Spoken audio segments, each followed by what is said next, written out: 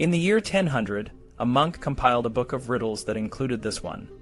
A small miracle hangs near a man's thigh, full under folds. It is stiff, strong, bold, brassy, and pierced in front. When a young lord lifts his tunic over his knees, he wants to greet with the hard head of this hanging creature the hole it has long come to fill. The answer could be a key, but it was also a clever double entendre, hinting at something far more intimate. This riddle, found in the Exeter book, reveals that even devout monks weren't immune to a bit of sexual humor. This might seem surprising, given the strict moral code of medieval Europe. But the Middle Ages, spanning roughly from 500 to 1500 AD, were a time of complex and often contradictory attitudes towards sex. People talked about it, wrote about it, and sometimes even laughed about it, even as the church preached that sex outside of marriage was a sin. Sex was a topic that could be discussed openly, but it was also a source of tension. For instance, in the later Middle Ages, some scholars noticed a shift toward more euphemistic language. Chaucer's Reeve, a character in the Canterbury Tales, complains when someone uses churls terms about him, suggesting that certain words were considered vulgar. However, Chaucer seems to be more satirizing the Reeve's prudishness than the miller's use of vulgarity. The objection in this case was to the language rather than the topic itself. Chaucer and other fabliau authors, as well as the authors of the 1001 Nights, often included sexual content in their stories. These tales were not just for lowbrow entertainment. They were enjoyed by people from all walks of life. The sexual jokes and stories that seem scandalous to modern readers were, in the Middle Ages, part of the cultural fabric. People listened to these tales, and they likely talked about them and used the language from them in their daily conversations. But just because sex was talked about doesn't mean it was always tolerated. The question of who tolerated or accepted certain behaviors is crucial. For example, some forms of sexual behavior could lead to stigmatization. If someone was labeled as a sex worker, it meant they were recognized, but often in a negative way. They might be tolerated by the authorities, but their lives were closely monitored and regulated. Other forms of behavior, like sexual relations between women, were barely discussed in the sources we have. This doesn't mean they didn't happen, but they were not openly acknowledged or stigmatized in the same way. The sources that do mention them are often vague and elusive, making it difficult for historians to draw a clear conclusion. Sodomy or same-sex relations was a different matter. Some writers called it the unmentionable sin, and there were efforts to avoid talking about it, out of fear that it might give people ideas. However, preachers like Bernardino of Siena were not shy about denouncing it in the strongest terms. For Bernardino, the act itself was taboo, but talking about it was not. The Middle Ages were a time of significant change in attitudes toward sex. The early medieval church tried to impose its moral rules on a laity that often resisted.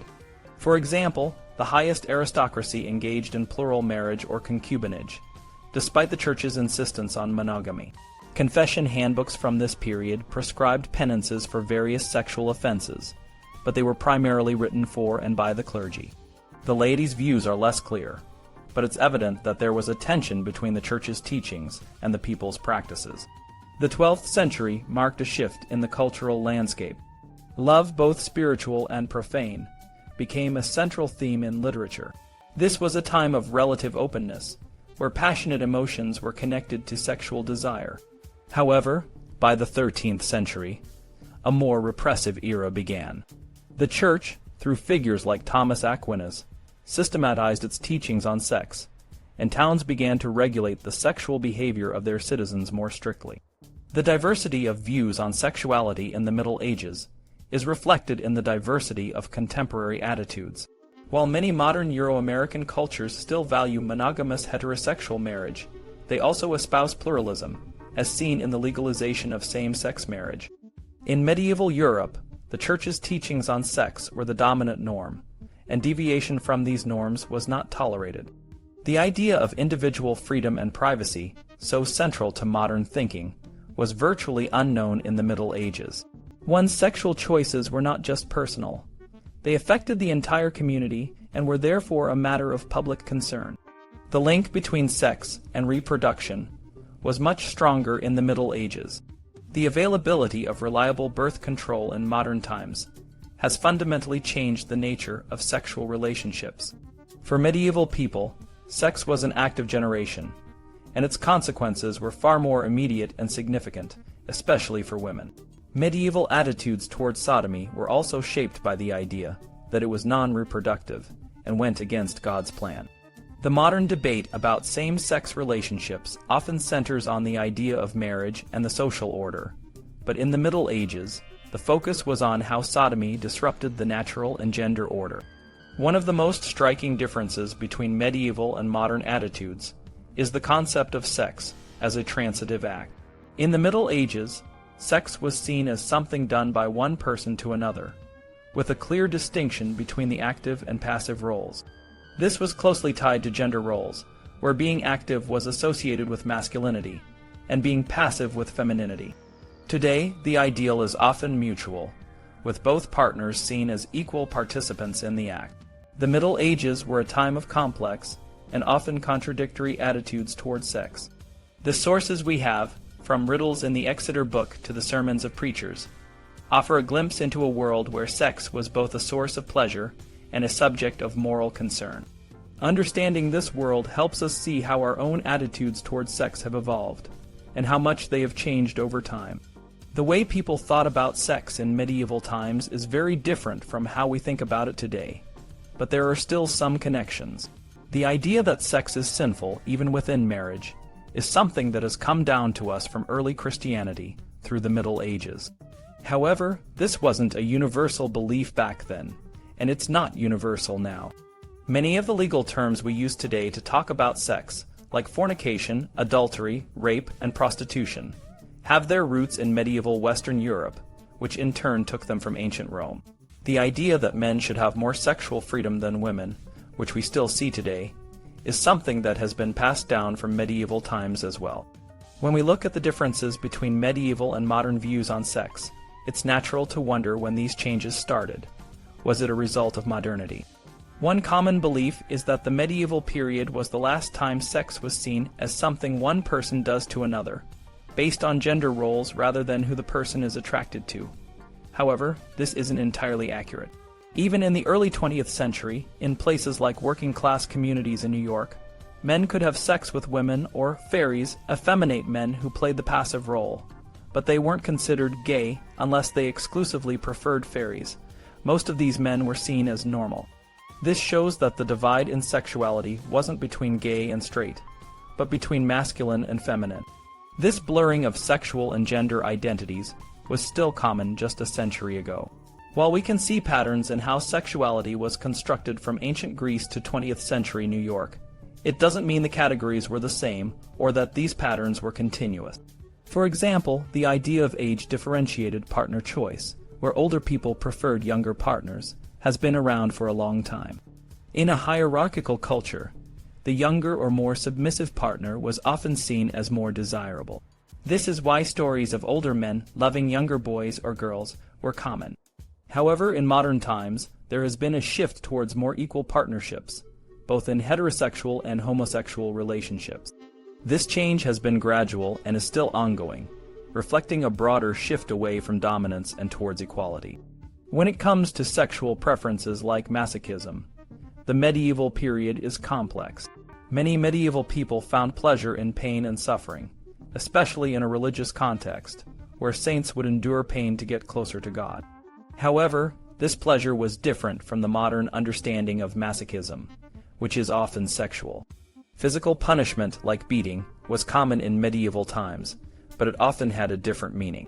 For example, Peter Abelard, a famous scholar, beat his student Helois, but he described it as an act of love rather than anger. Similarly, Guibert of Nogent, a monk, was beaten by his tutor, but he described it as a form of love. These examples show that the connection between love and suffering was present, but it wasn't the same as modern sexual masochism. Sexual violence, particularly rape, was a tool of power in medieval times. While rape was not uncommon, especially in military contexts, it was rarely depicted in a way that suggested it increased pleasure. In fact, when it was described in detail, it was usually meant to elicit horror rather than excitement.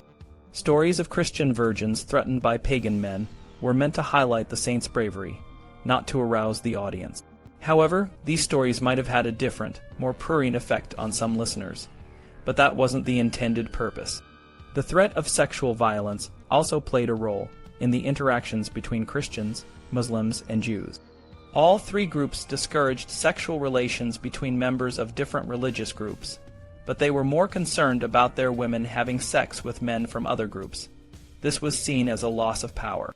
For example, the Fourth Lateran Council in 1215 ordered Jews to wear a special badge to avoid sexual contact with Christians, particularly to prevent Jewish men from having sex with Christian women. Similarly, in Muslim and Jewish communities, women who had sex with men from other groups faced severe consequences, often including enslavement or punishment by their own communities. Despite these differences, there were broad cultural similarities across medieval Europe. Church courts regulated sexual behavior, both inside and outside of marriage, enforcing the same basic rules, though the enforcement varied by region. Comparisons between Christian, Muslim, and Jewish cultures help us understand how religious texts and historical circumstances shaped medieval views on sexuality. In the end, medieval attitudes toward sexuality were complex and often conflicted. There wasn't a single, uniform view imposed by the Church. Instead, there were various sexual identities, but they were different from today's, often based on whether someone was the active or passive partner rather than who they were attracted to. Gender played a crucial role in how medieval people understood and experienced sexuality, with different expectations and consequences for men and women. These insights help us understand the medieval world and its legacy in our modern views on sex and sexuality. In the Middle Ages, sexuality was a complex topic, even for those who chose not to engage in sexual activity. The decision to abstain from sex was often driven by a deep sense of vocation or a call from God, much like how some people today might identify with asexual ace orientations. However, it's important to understand that medieval chastity and modern asexuality are not the same. Medieval people who chose chastity were often acutely aware of their sexual desires and the constant struggle to resist them. The absence of sexual activity did not mean the absence of erotic thoughts or feelings, and these could involve both people of the same and opposite sexes. In medieval times, these terms had specific meanings that sometimes differ from their modern usage. Chastity generally meant the absence of sexual activity, but it could also mean the absence of illicit sexual activity. Married couples who had sex only for reproduction were sometimes called chaste, though this was less common. Abstinence, referring to the absence of sexual activity, but without the moral overtones. Someone might abstain for medical reasons, but they would only be called chaste if there were moral reasons involved.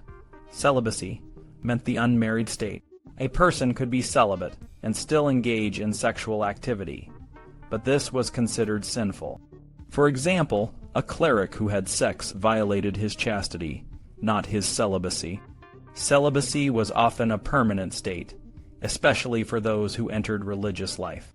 Virginity, for women, it could mean physical intactness, but it could also refer to a lack of sexual experience. For men, the term was rarely used, and it did not have a specific physical marker. Chastity was a crucial concept in medieval Christian society. While the Church taught that all of creation, including the human body, was good, it also emphasized the need to control and subdue the flesh for the salvation of the soul. This meant that all bodily desires, including the desire for food, drink, sleep, and comfortable clothing, had to be managed. However, sexual desire received the most attention from medieval writers and theologians. For most medieval people, sexual activity was a natural part of life, especially within the context of marriage. Virginity, marriage, and widowhood were typical life stages, rather than lifelong choices. However, within Christianity, chastity could be both a life phase and a life choice. For some, choosing chastity was a lifelong commitment, often associated with religious vocations. Monks, nuns, and other religious figures took vows of chastity, committing themselves to a life without sexual activity. This choice was not always easy, as it required constant vigilance against sexual temptation. The struggle to maintain chastity was a significant part of their spiritual journey. Chastity was particularly important for women. Unmarried women were expected to remain chaste until they married, and widows were often encouraged to remain chaste, as a sign of their devotion to their deceased spouses.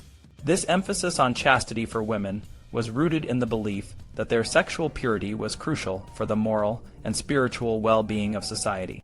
For men, the emphasis on chastity was less pronounced, but it was still significant, especially for those in religious orders. Clerics and monks were expected to remain celibate and chaste, which was seen as a way to minimize their worldly attachments and focus on their spiritual duties. While Christianity placed a high value on chastity and virginity, other religions like Judaism and Islam had different perspectives. In Judaism and Islam, marriage was generally expected, and sexual activity within marriage was not only permitted but encouraged. The divine command to procreate took precedence over the demands of bodily purity. However, there were some movements within these religions that encouraged celibacy or had reservations about sexual activity, such as the Sufis in Islam and the German Jewish pietists Hasidai Ashkenaz. For those who chose chastity, the struggle with sexual temptation was a constant challenge. Medieval writers and theologians provided various strategies to help individuals resist these temptations. Prayer, fasting, and other forms of asceticism were common methods. The goal was to subdue the flesh and focus on the spiritual life, even as the body continued to experience desires. In the Middle Ages, the decision to abstain from sexual activity was a significant aspect of one's identity and spiritual life. Whether driven by a sense of vocation or a deep personal commitment, chastity was a complex and multifaceted concept that played a crucial role in medieval Christian society. While the terms and the cultural context may have changed, the struggle with sexual temptation and the desire for spiritual purity remain relevant to many today. In the early days of Christianity, the idea of avoiding sexual activity held a significant place in the teachings and practices of the Church. This focus on chastity and sexual abstinence was not a new concept, but it took on a unique shape within the Christian context. The roots of this emphasis can be traced back to the cultural and religious influences of the time, such as Jewish and Hellenistic traditions, but Christianity gave it a distinct and more widespread importance. Jesus himself did not speak extensively about sexual behavior, but his few comments, like the one about those who have castrated themselves for the sake of the kingdom of heaven, suggested that avoiding sexual activity could be a way to show devotion to God. This idea was taken quite literally by some early Christians, such as Origen, who castrated himself. However, the Church later condemned such extreme measures, emphasizing instead the importance of spiritual chastity. Paul of Tarsus, one of the most influential early Christian figures, wrote more about sexual behavior. He believed that while marriage was acceptable, it was better for Christians to remain celibate if they could. Paul saw marriage as a necessary concession for those who could not control their sexual desires, but he ranked it low in the moral hierarchy. For Paul, the focus was on avoiding sin and maintaining a clear mind for spiritual matters. The figure of Jesus, who is traditionally depicted as celibate, became a powerful example for Christians. The idea that Jesus never engaged in sexual activity made celibacy a noble and holy pursuit. This was especially true for the clergy, who were expected to model their lives after Christ. The Virgin Mary, who is believed to have conceived Jesus through the Holy Spirit while remaining a virgin, became a symbol of purity and holiness. Her example reinforced the idea that sexual abstinence was a higher form of spirituality.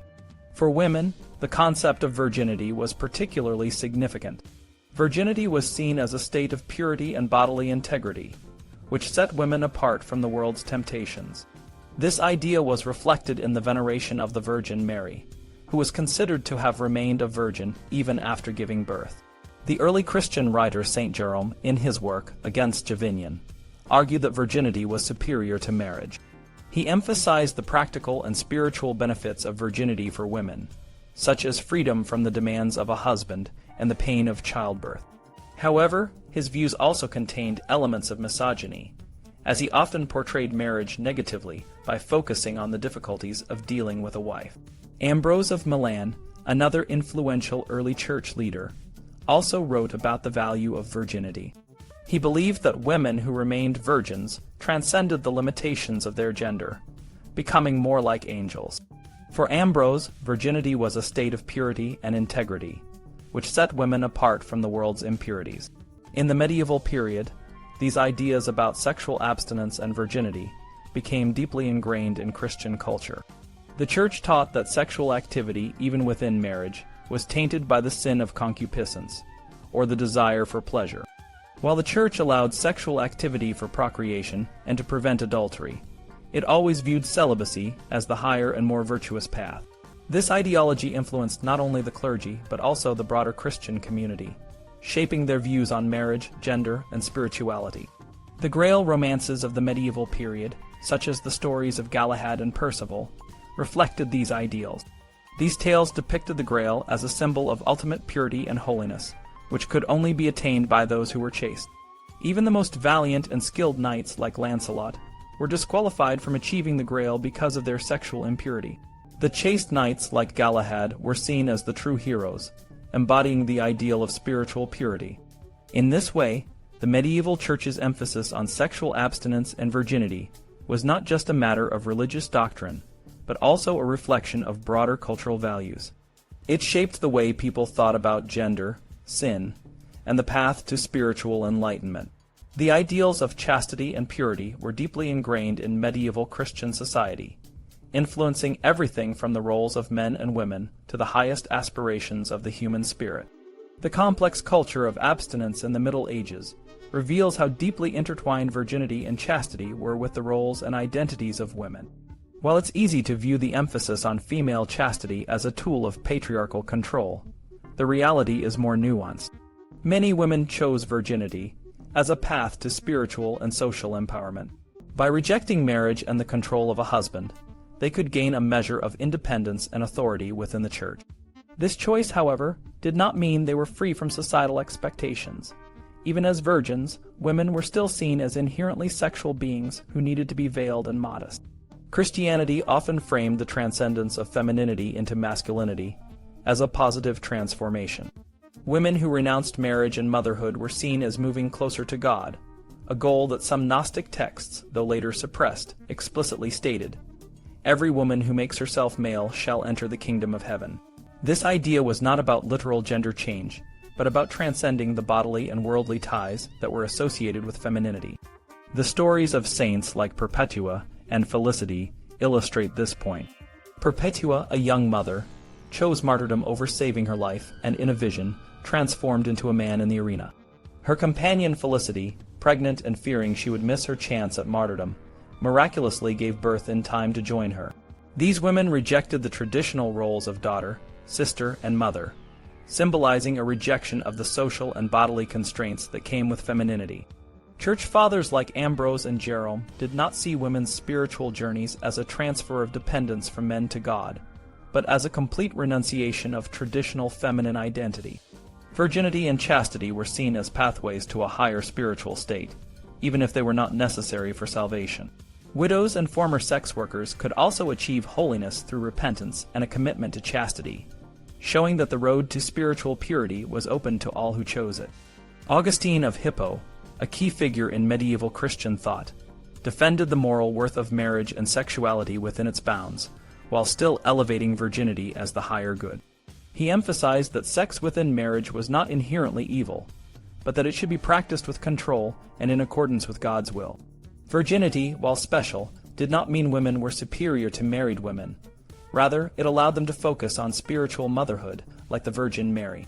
For men, the ideal of sexual abstinence was also important, though it was often seen as a way to redefine masculinity. Being manly could mean being self-controlled and disciplined, rather than sexually aggressive. Monks, in particular, embodied this ideal through their ascetic practices, which included abstinence from food, drink, and comfort, as well as sex.